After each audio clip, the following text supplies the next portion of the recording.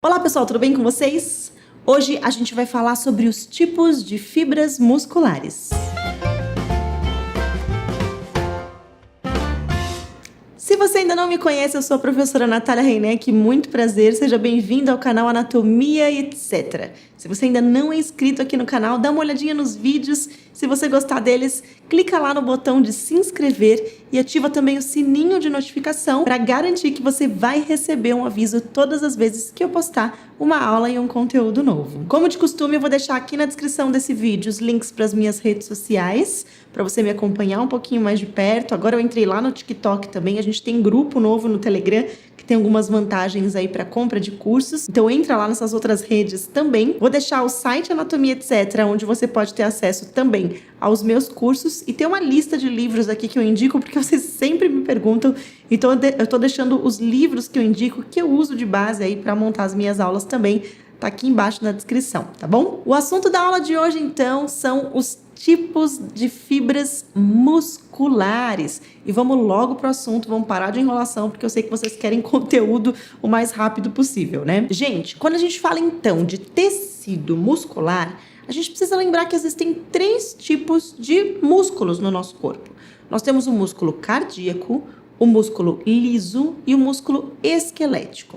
E entre esses tipos de músculos existem diferenças morfológicas que vão estar relacionadas com a sua função no nosso organismo. Hoje a gente vai falar só sobre o tecido muscular esquelético e especificamente sobre os seus diferentes tipos de fibras. Existem vários tipos de classificação do músculo esquelético, mas quando a gente fala de fibras musculares, a gente só tem 3 tipos de fibras: as fibras tipo 1, as fibras tipo 2A e as fibras tipo 2X, que eram anteriormente chamadas de fibras 2B. E são as características fisiológicas e metabólicas dessas fibras que determinam o tipo de músculo que eu vou ter. Por exemplo, o músculo de contração rápida vai ter mais fibras do tipo 2A ou 2X. Em contrapartida, o músculo de contração lenta vai ter mais fibras lentas, que são as fibras do tipo 1. Mas é importante ressaltar que todos os músculos do nosso corpo, eles vão possuir os 3 tipos de fibras musculares.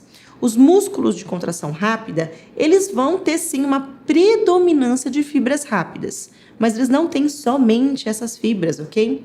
Assim como os músculos de contração lenta, eles vão ter também uma predominância de fibras lentas. Mas a gente também vai encontrar os outros tipos, de fibras musculares nesse tipo de músculo. Além de classificar as fibras musculares pela sua velocidade de contração, a gente também pode classificar elas pelo uso ou não de oxigênio ou pela sua bioenergética. As fibras de contração lenta, que são as fibras do tipo 1, elas vão utilizar oxigênio para gerar energia, para gerar ATP. Portanto, elas são consideradas fibras aeróbicas ou oxidativas. Atletas de corrida de longa duração, por exemplo, possuem uma maior proporção dessas fibras, que utilizam o ATP, produzido a partir da fosforilação oxidativa, que acontece lá dentro das suas mitocôndrias, lembra? Essa fibra é uma fibra oxidativa justamente porque ela utiliza o oxigênio para a produção de ATP. Essas fibras também possuem uma alta taxa de mioglobina, que é uma molécula semelhante à hemoglobina e que atua no transporte de oxigênio lá dentro do músculo. A mioglobina, assim como a hemoglobina, possui uma coloração vermelha. E exatamente essa alta taxa de mioglobina e de mitocôndrias, assim como uma maior quantidade também de capilares sanguíneos presentes nesse tipo de fibra, o que facilita aí o transporte de oxigênio, o que faz com que elas tenham uma coloração mais avermelhada e por isso elas também são chamadas de fibras vermelhas. Já as fibras de contração rápidas, que estão lá no outro extremo, as fibras do tipo 2X, ou 2B, elas apresentam uma cor menos vermelha ou mais branca.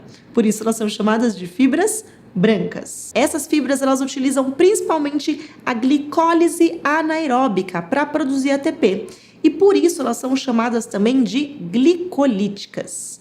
Elas são fibras com alta capacidade de contração, ou seja, elas geram uma maior tensão, mas elas são de menor resistência, provavelmente pela maior quantidade de ácido lático produzido durante a glicólise anaeróbica que elas estão fazendo ali para produzir ATP. Essas fibras também possuem uma menor quantidade de mitocôndrias e de mioglobina. Atletas de corrida e de curtas distâncias ou em esportes de explosão, por exemplo, basquete, futebol, possuem uma maior quantidade desse tipo de fibra. Por último, a gente vai ter ali aquela fibra intermediária, né? Que é a fibra do tipo 2A.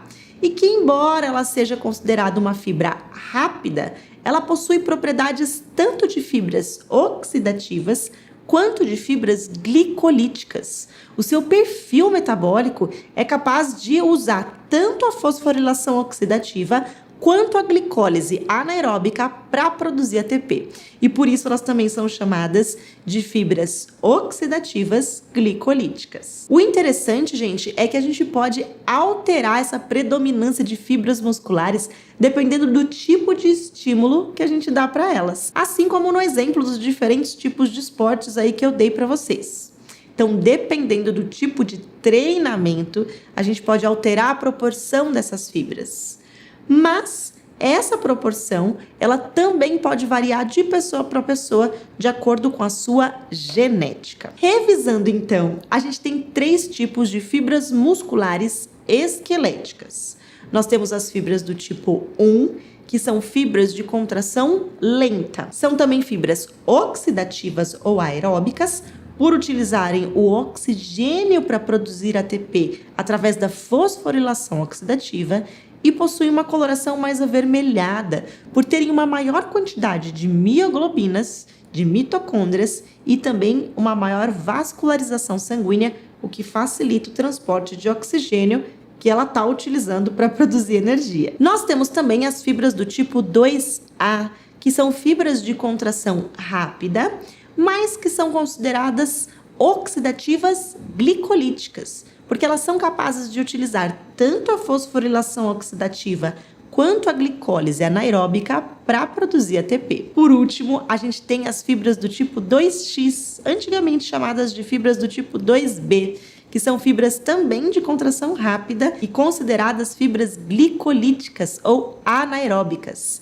porque elas usam a glicólise anaeróbica para produzir ATP. As fibras de contração rápida possuem uma coloração menos vermelha, porque elas têm menos mioglobina e menos vascularização, sendo chamadas também de fibras brancas. E aí, pessoal, gostou dessa aula? O que você acha, então, de apoiar o canal, deixando o seu joinha, mandando o seu comentário, dizendo se você gostou, ou mandando as suas sugestões para as próximas aulas, e clicando aqui embaixo também no botão compartilhar. Compartilhando esse conteúdo, essa aula com outras pessoas que precisam desse conhecimento, além de ajudar as outras pessoas, você acaba apoiando o nosso trabalho aqui no Anatomia Etc.